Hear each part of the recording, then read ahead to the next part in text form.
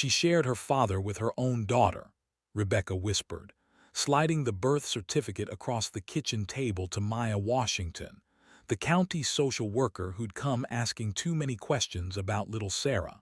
Maya's hands trembled reading the impossible dates, while Eleanor Hawkins watched from the shadows of the doorway, calculating how many graves the mountain would need if this investigation continued. Would Maya leave Millbrook Hollow alive enough to save Sarah? The gravel road to Millbrook Hollow wound through mountains that seemed to swallow sunlight whole, each turn taking Maya Washington deeper into territory where cell towers feared to reach.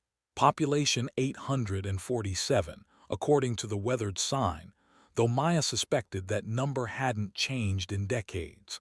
The county had sent her here because of a truancy report, a simple matter of getting one child back in school. Sarah Hawkins, age 7, hadn't attended classes in 3 months. Deputy Tom Bradley shifted uncomfortably in the passenger seat of Maya's government sedan. His uniform stretched tight across shoulders that belonged to someone who'd rather be anywhere else. The radio crackled with static as they climbed higher into the hollow, losing contact with the outside world 1 mile at a time. The houses they passed told stories of deliberate isolation. Mailboxes bore the same handful of surnames repeated endlessly. Hawkins, Miller, Cray, Hawkins again.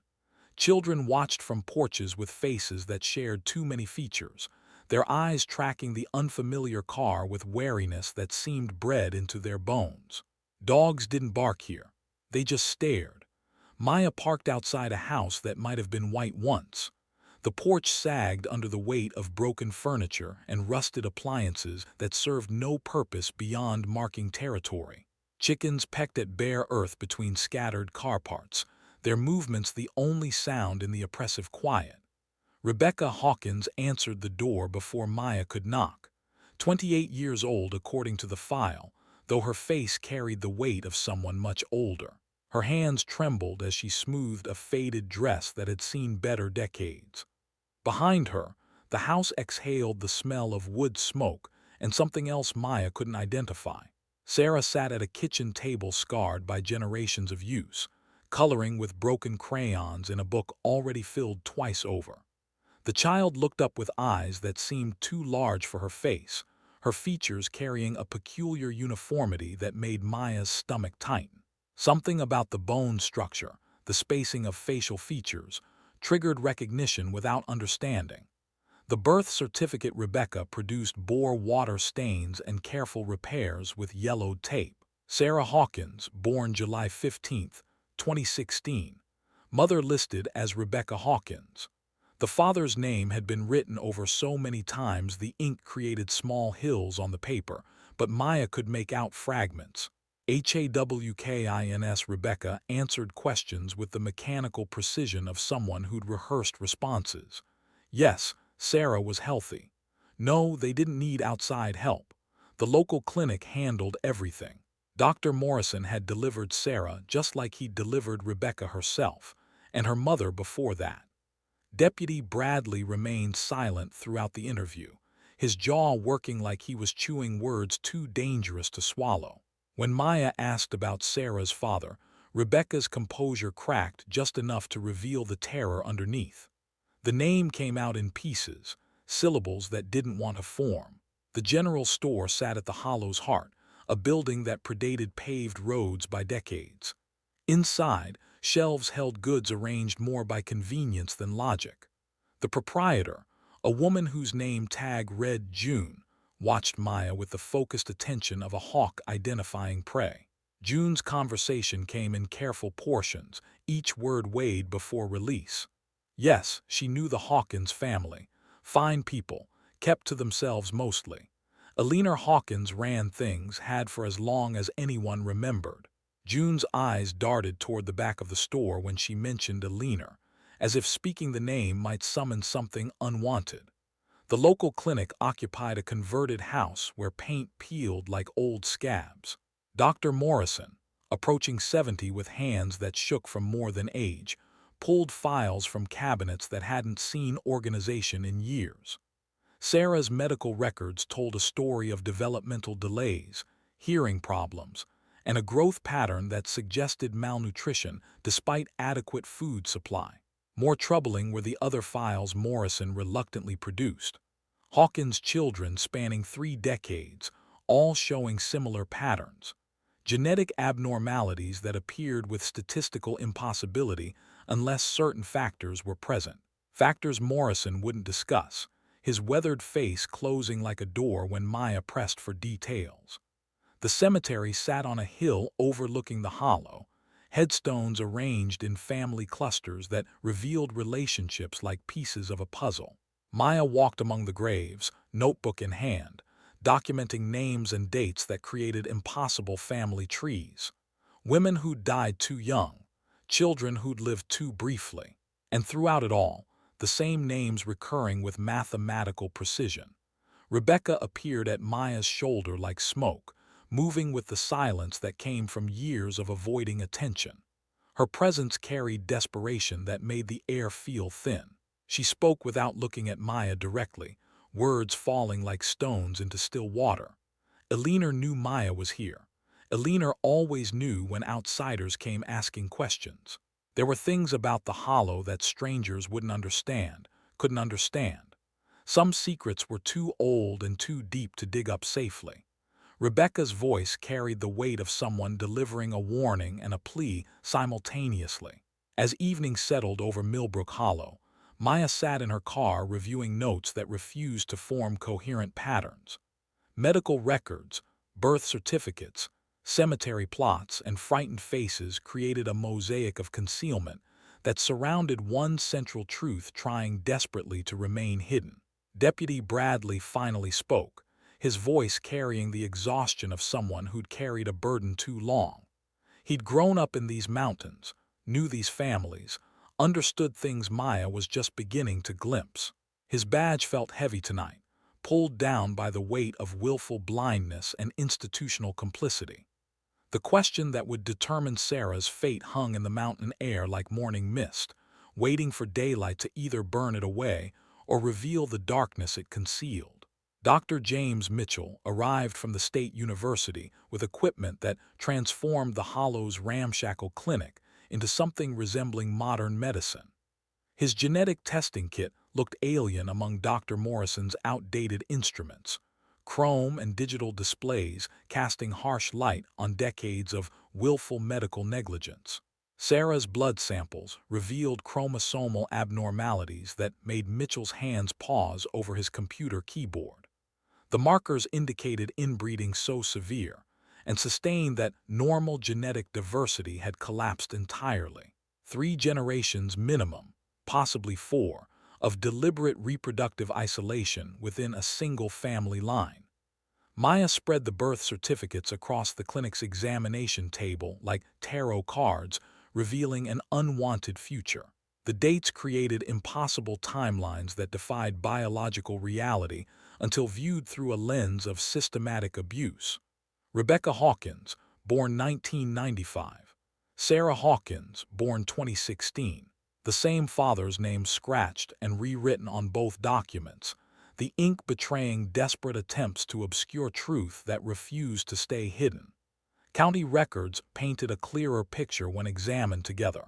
Eleanor Hawkins had filed for custody of multiple children over 40 years, each time listing herself as grandmother despite ages that made such relationships mathematically impossible. Social Security numbers revealed a pattern of benefits claimed for children who shared more genetic material than siblings should possess. The Hawkins property showed its true nature when viewed from the air. Deputy Bradley produced photographs taken during a search for a missing hiker, images that revealed a compound structure hidden among the trees.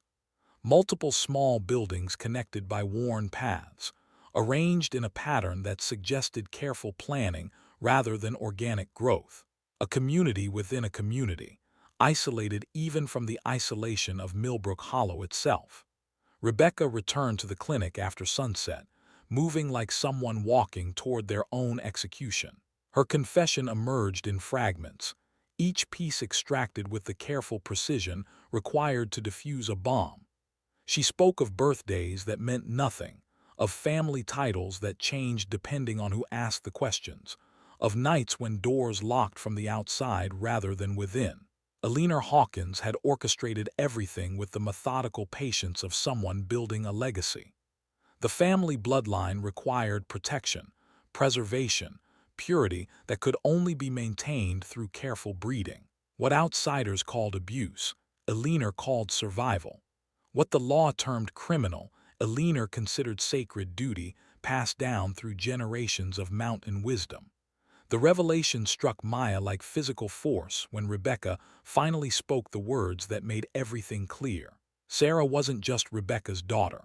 Sarah was Rebecca's sister, born to the same father who had created Rebecca herself 21 years earlier. The man Eleanor kept locked in the compound's central building, now approaching 70 but still capable of fulfilling his designated purpose. Deputy Bradley's confession followed Rebecca's like dominoes falling in predetermined sequence.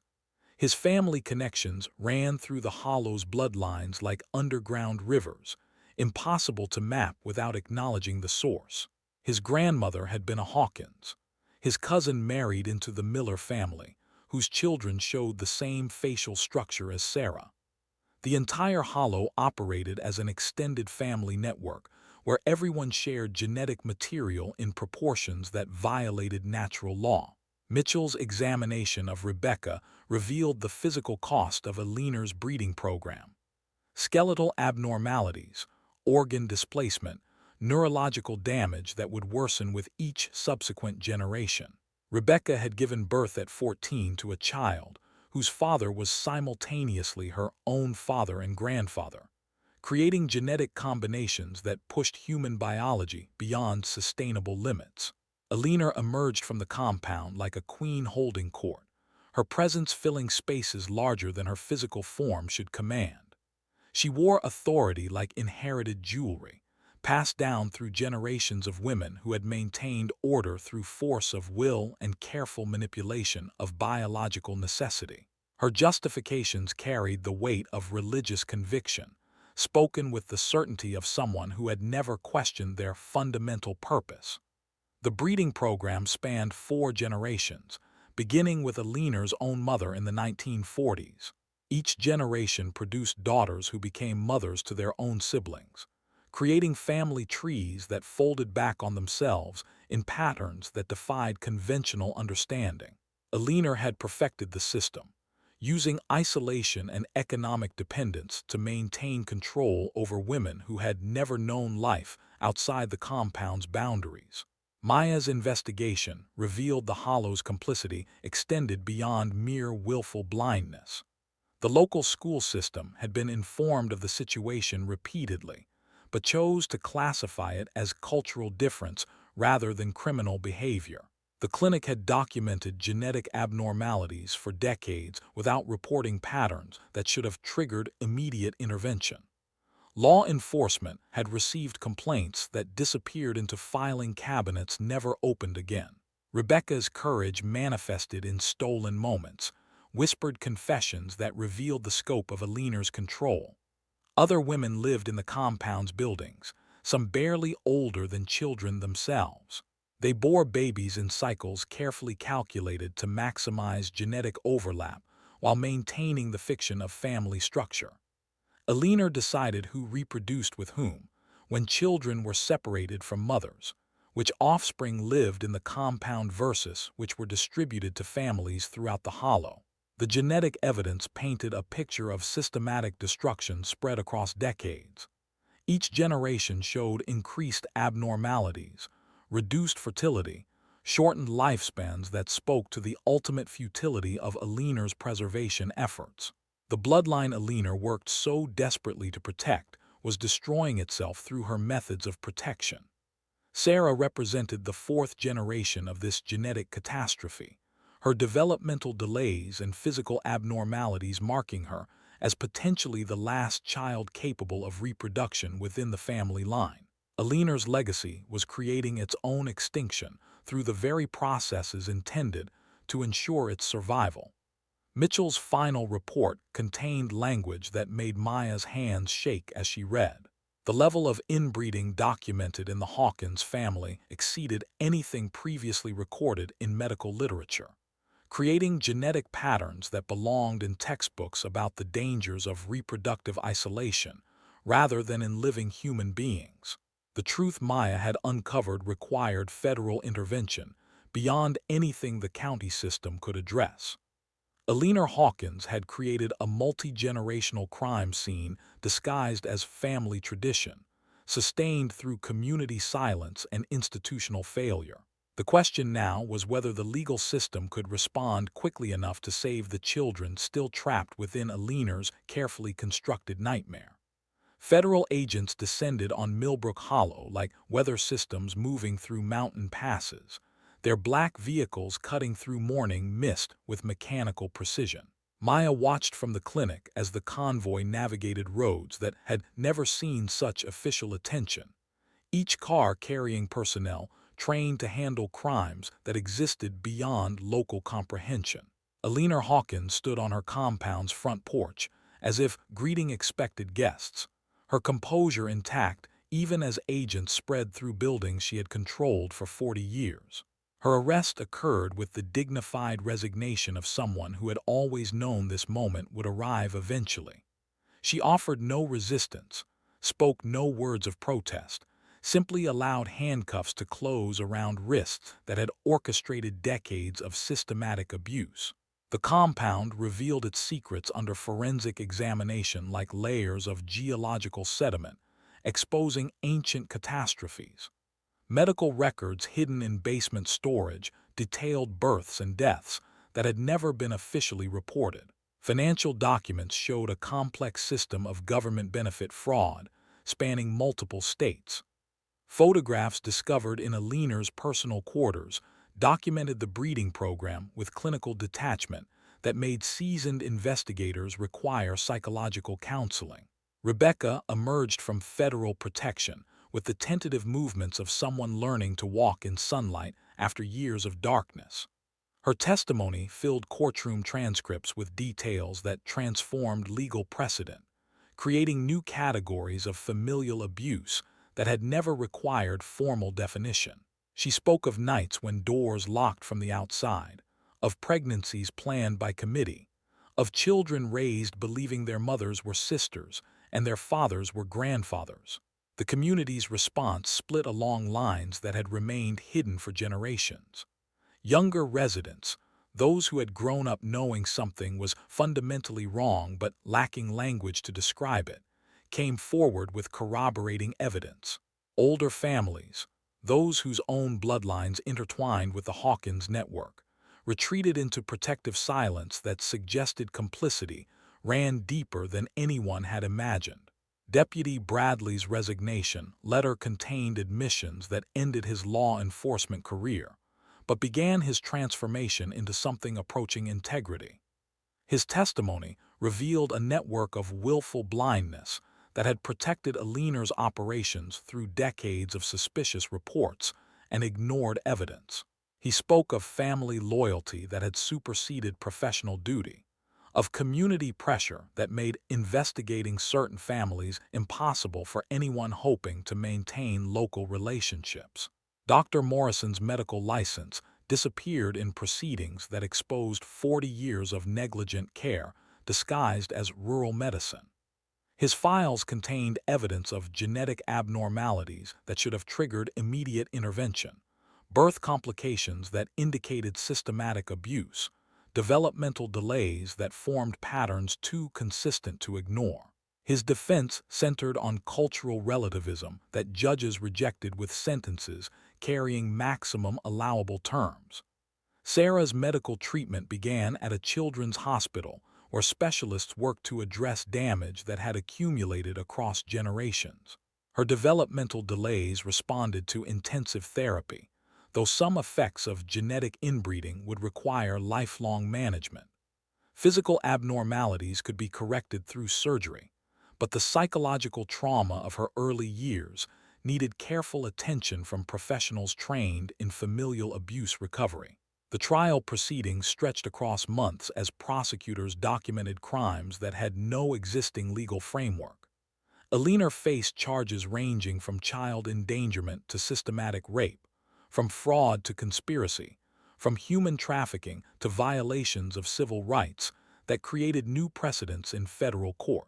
Her defense argued cultural protection and religious freedom, claiming constitutional rights to family autonomy that judges dismissed as fundamentally incompatible with criminal behavior.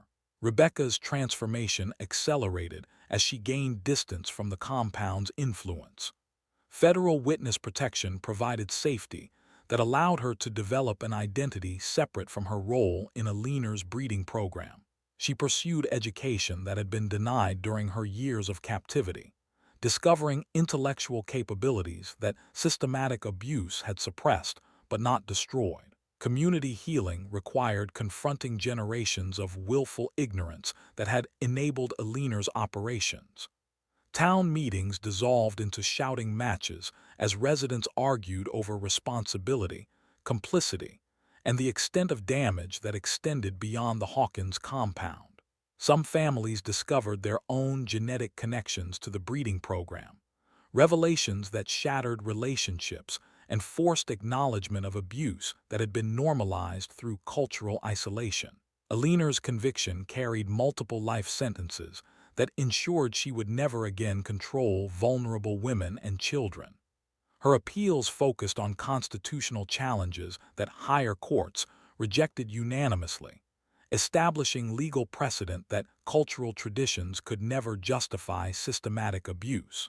She died in federal prison 3 years later, maintaining until her final breath that her actions had preserved something precious that outsiders were too ignorant to understand. Maya's investigation led to policy reforms that transformed rural social services across multiple states. Her documentation of institutional failure resulted in mandatory reporting requirements that closed loopholes allowing isolated communities to hide systematic abuse. Training programs now prepare social workers for cultural challenges that had previously been ignored or misunderstood. The hollow itself began changing as younger residents left for opportunities that had been discouraged for generations. Property values collapsed as the community's reputation spread through regional news coverage.